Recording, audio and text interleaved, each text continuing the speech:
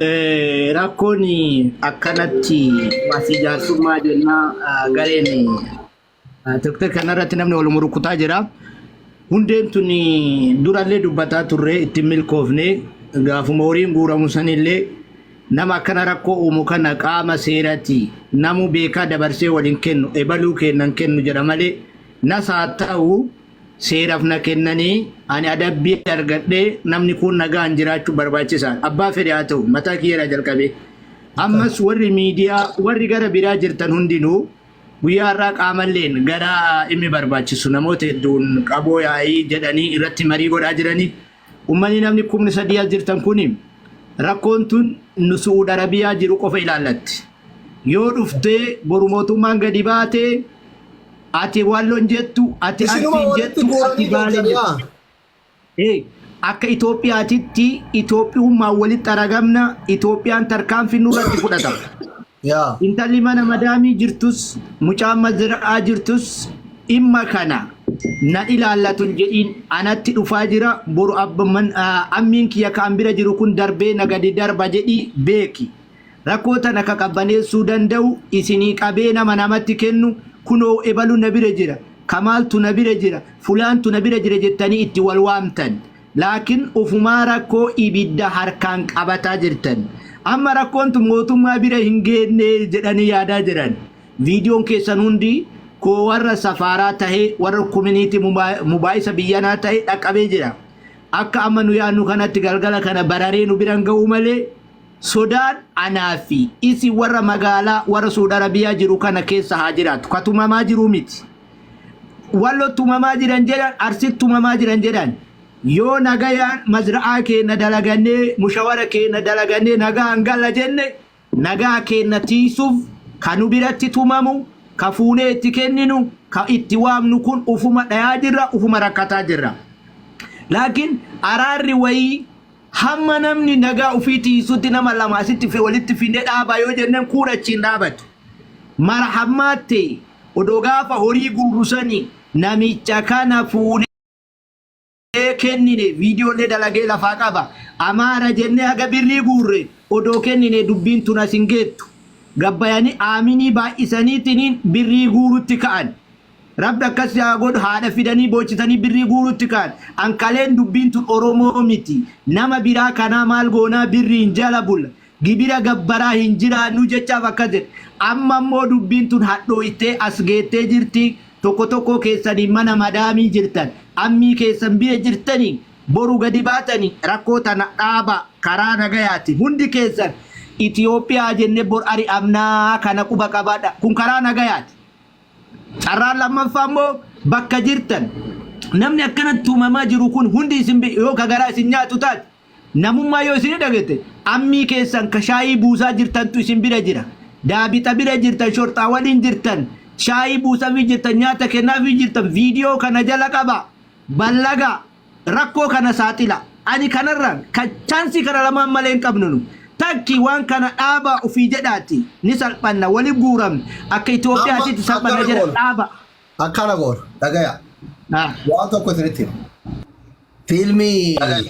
Lagoot live jedhu dhiifama oya Lagoot live jedhu dhadhiyoo kana seenaa hindii isa dhugaa hojjetame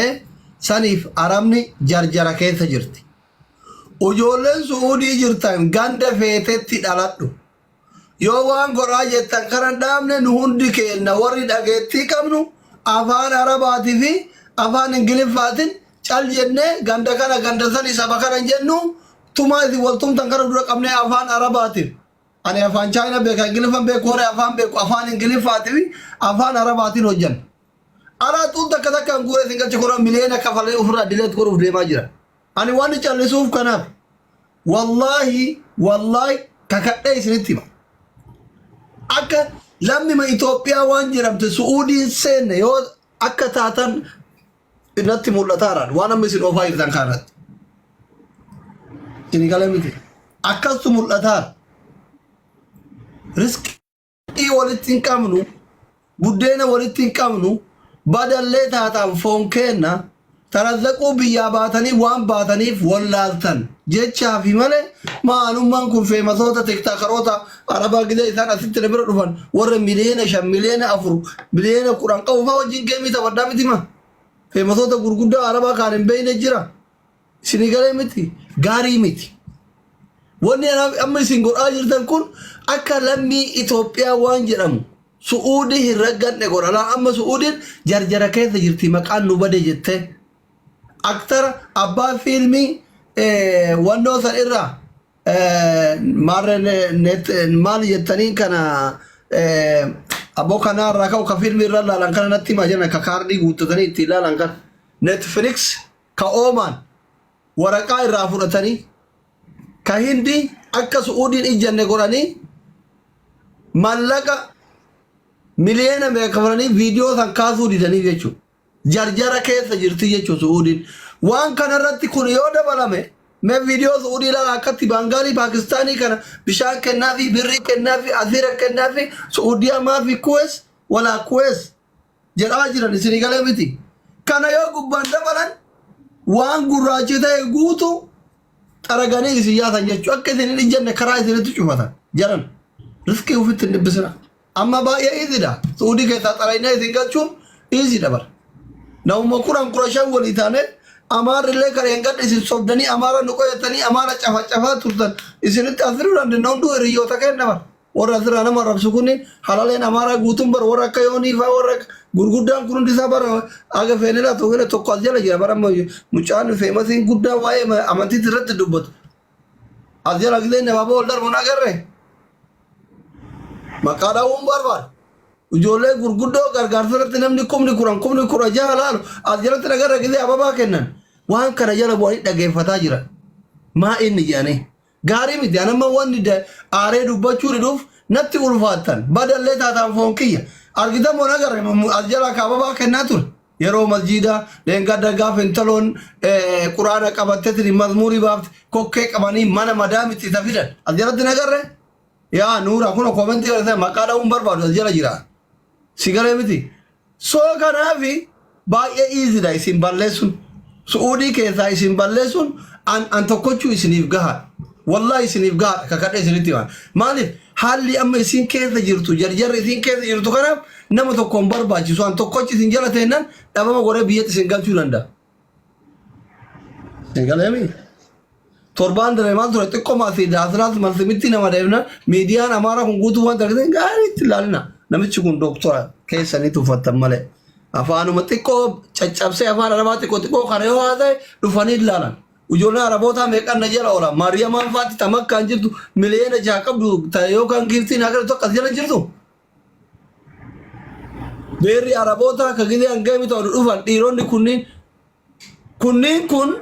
HP haasli osoo jedhani waan akkana ta'u osoo viidiyoo tokko naa hojjedha nama akkatti waltumu kana kun qariyaa kiyya tumaa jiran jedhe. Osoo maarree kiyya tumaa jiran jedhe osoo bara akkatti waltumaa jiran jedhe. Rakkoodha jechuun isini wallahi dhugaa isinitti hima iizidha amma jarjara keessa jirti yoo seerallee beeyne asirratti waltumuu malee yoo seerallee beeyne su'uudin jarjara keessa jirti maqaan nu bade jettee warwaataa jirti jechuudha. Kanaaf gootummaa gandaa dhiisa arsii buutee arsii bakka buutee arsiin bakka si buufatee ka biyyaa baaten jirtu walloo bakka si buufatee ka biyyaa baaten jirtu jireenya kee jijjiiru biyyaa baate. Waan surreen bitattu dhabde waan kopheen bitattu dhabde waan nyaattu dhabde fatara shawwaddee misaa daabboo goggogaa nyaata iraata shawwaddee ganama shaayii hambaashan nyaata guyyaa kan shiimoo nyaata coggaa duudi garaan duuda filaxxafamee biyyaa baate abbaa feete ta'e ganda feeterraa ta'e daazin maatar damoota naan kafaltani isin kadhachuun isin sodaachuu miti jedhan akkuma reefuu daalachaan jedhe arraballee yoo taate nuu olin beeytan nama namatti kaasullee yoo taate nuu olitti hin beeytan biyya diigullee yoo taate nuu olitti hin beeytan namallee yoo taate nuu olitti hin beeytan amansiisullee yoo taate nuu olitti hin beeytan anumaa kana olitti hin beeytan warri tiktooki kun gabaabumatti jechuudha isin galee miti an wanni natti ulfaattanii isin qusachaa jiruuf tarazzaquu biyyaa yaatani haadha teessa miskiina santu haadhatiyya osoo dalagattaniituma baatirraa riyaaluma 200 waggarra mallee ergitaniif bammiloo anxaarnoo inji arsii ta'uu kee walloo ta'uu kee jimmaa ta'uu kee harargee ta'uu kee yetim ta'uu kee I don't care ምንም አታመጣም ሆማን አንጎቱ ሆማለን አንጎቱ osoo teennee siraallu mootu wal ajjeesuu hin dandeettu biyyi abbaa qabdi dhugaa sitti hima afaan tokko dubbata dhiiga tokko taya biyya ormaa keessatti wal ajjeesuu hin dandeettu teennee siraallu jechuudha wallahi teennee isin ilaallu yoo dhaabdan dhaaba namni taa'ee siraallu tokko hin jiru kanuma isin jechuudha barbaada asli nama nageessa jedhu kana arrawaan warra riyaadii warra imma kana fageenan itti hordofaa jiru kalatti kaa'amee jira nageessu nama jedhu kana galti lakkoofsa qoy making waan takka dubbachuu barbaada salaam alaykum warahmatullahi wabarakatuh alaykum salaam asli arra warri jidda ijoolleen oromoo hedduu walgaanii waan kana irratti mari'ataa turan wanni kun sokkata akka ta'e irraa haasamaa ture ammaan wanni guddaan ati yeroo hedduutti faajee jirta gama kan lachuunuu walitti qabdee jirta annaka kiyyatti wanni gaarii jedhee yaadu ijoollee warra ijoollee akka wal jaalannu waliin waa'ee oromoo danannu hedduu jira akka magaalaa jiddaatti walloo raayis arsi raayis namoota morbaachisoo ta'e namoota dhageettii qaban walitti qabnee warroota ammoo afaan badee ijoollee miskiina ficisiisaa jiru kana karaa seeraatiin mootummatti kennisiifamee kallattiidhaan qabsiifamee akka amma booda afaan asirratti huma kamiifuu nama kamiifuu barumsa ta'a ka arsiillee ka afaan badu ka walloollee ka afaan badu dantaa dhuunfaa isaaniitiif jecha waan dalagaa jiraniif isaan kanarratti dalaguu qofatu nu baasa malee jaarsummaan asirraa oromoo arsii akkas ta'e walloo akkas ta'e jedhan amma booda faayidaa hin qabu wanni faayidaa qabaatoo jiraate suudiin daqiiqaa takka ittiin fudhatu kaseera qabus kaseera hin qabnes onlaayinii isaanii harka jiran gar tokko miliquu hin danda'an namni majuula ta'e illee jiraatu namni seera qabaatee illee jiraatu gar tokko miliquu hin danda'an onlaayinii shabakaa isaanii harka jiran waan ta'eef itti fakkaata sanuu nama onlaayinii tiiktookii akkana fayyadamu kana dhiisiti bilbila kashaafa xiqqoo sana soo qabaatanii jalaa baduu hin danda'an. Kanaaf amma booda kadhachuu maal jechuun faayidaa hin qabu waan ta'eef wanni faayidaa qabu jiraat ijoollee akkana afaan baddeet yeroo hunda gandaaf waliin nama ooftu kana seeratti dhiyeessuudha kunis achirraa barumsa fudhata furmaanni jiru akka kooti kana yoo kanatti ka walii galu taate akka magaalaa jirruutitti biyya jirru keessatti oromoo walloo irraa illee oromoo arsii irraa illee wal gatteenee eenyu namni rakkoo qabu eenyu namni badii kanaan deemaa jiru ka jedhu gatteenee ilaallee nama badii qabu san arsii irraas walloo irraas fuudhee mootummatti kennu ifatti waliin teenne gamalachiyyuu jechuudha wanni barbaachisu kana malee amma booda asiinillee sirraa kadhattanii faayidaan argamu hin jira jedhee yaadu waan kana irratti Assalamu alaikum. Wa alaikum salaam. Ani amma kije Kingi Kamalin jalaan itti bilbileetiin waliin haasofnee seene akka hawaasa Oromoo magaalaa Riyaaditti borunu asrii booda sagantaa qabannee jirra hayyoonni Oromoo ka magaalaa naannoo Riyaadiitiin magaalaa Riyaadii keessa jiran hundi walgayanii waan kana balaaleffachuuf yookaan ammoo qaama dhimmi ilaalu hundatti akka taruu fi irra hojjechuu fi boru asrii boodatti istiraa qabannee jirranu. Halkan boruu ka jiru kana kanaan dura akka imbaasiititti irra dubbatamee gama mootummaatiin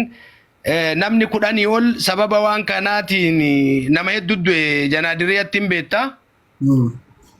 Namoonni achi du'an sun guutuun amma yoo laalanii qoratamaa jiran ka harki irraa cite kan rasaasaan dhayame ka hadha rasaasa qabatee hospitaala keessa jiru kunniin guutuun sababa namoota muraasa nama 2-3 warra tiiktook irra jiran kanaa waan ta'eef wanti isaa hundi addaan bahee qoratamee laallamee ka mirkanaa'e. Kanaaf wanni hafu tokko illee hin jiru hadhaaf ijoollee xixiqqoo karaa deemtu qabaa azabuun tumuun maal jechuun hin danda'ama. Garuu guyyaa yeroo muraasa duratti wanti kun waan online dalagamaa jiru waan fuula ofii mul'isanii dalagaa jiran namni kamuu karaan irra bahee galu jawaazaataan alatti hin jiru. Namni kamuu yoo asii karaa baharaatiin ka galu taate Jibuutii seenee odoo Jibuutitti ishaaraa dawwalletti hin kennin Itoophiyaa ol seenuu hin danda'u yoo karaa lukaatiin ka galu taate way gadi Achirra yoo hafe ganda qaba ganda itti galu biyya itti galu san keessatti suuraan isaa mul'ata. Lubbuun nama haga kanaa kabayaa jiru. Lubbuun nama dhumee namni kun tokko Oromo lammataan lammii Itoophiyaati ilma biyyaati. Dahin dalagadhaaf nama dhufe ka asirra du'e kanaaf mootummaan cadhisee laala yoo ka jedhamu taate dogongora. Hin dhagayamne hin beekamu yoo ka jedhamullee taate hin beekama hin mul'ata. Kana dura torbee lama moo torbee sadi dura akka imbaasiititti illee irratti taa'amee hawaasni Itoophiyaa guutuu wal ga'ee imbaasii Riyaadiititti waan kanarraa haasayamee mari'atamee jira. Fallisaa akkam akka ta'u maaliin akka dhaabatu jedhamee kallattiin kaayamee jira. Isa lammataa ammoo eegatti deebi'anii